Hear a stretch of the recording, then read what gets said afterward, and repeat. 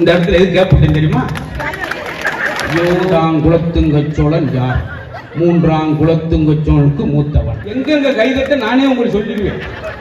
சுத்தமா தெரியாத 16 வக்கு இருக்கு. ரொம்ப கல்வியாளர். நான் என்ன பேச போறேன் அப்படிலாம் கிடையாது.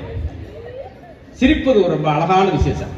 நான் மேடையில் அடிக்கடி சொல்லுவேன், இன்னைக்கு பண உளைச்சல், மன உளைச்சல், மக்கள் என்னதான் அப்படி வெள்ளச்சட்டோட வந்தா கூட மனசுக்குள்ள 1000 அழுக்குகள்.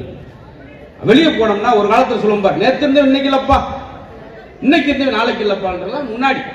இப்ப நைட்ல இருந்தவே காலையில் இல்லை.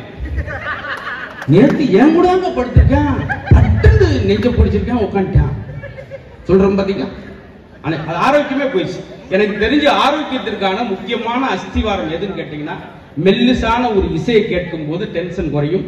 இன்னொன்று, ஒரு நகைச்சுவை கேட்டு உடல் குலுங்கி சிரிக்கும் போது, இந்த ரெண்டுக்கு மட்டும்தான் இதய நோயை குறைக்கிற ஆற்றல் இருக்கு.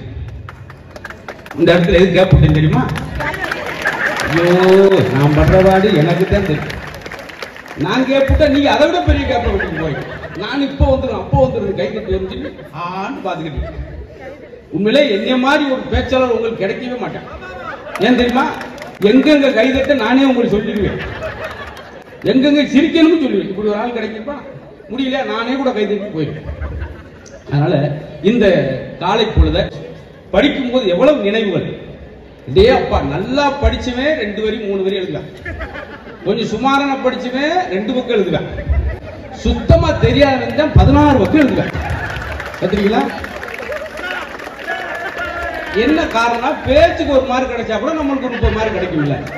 அப்படி நாங்க படிக்கணும் ஆச்சரியப்படுத்துவாங்க. வாத்தியாரவே குழப்பம் சார், ரைட் மாதிரி எழுதிப்பான், ஆனா ரைட்டா இருக்காது. 2ஆம் குலத்துங்கச்சோழன் யார்? 3ஆம் குலத்துங்கச்சோழனுக்கு மூத்தவன். வாத்தியார் மண்டே சொல்லிக்கிட்டே மதிய வரைக்கும் உட்காந்துட்டார்.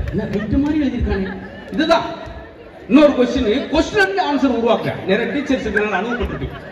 உண்மையிலே எனக்கு தெரிஞ்சு உலகத்திலே லஞ்சம் இல்லாத, ஊழல் இல்லாத, இளநீரை போன்று ஒரு தூய்மையான தொழில் ஆசிரியர்.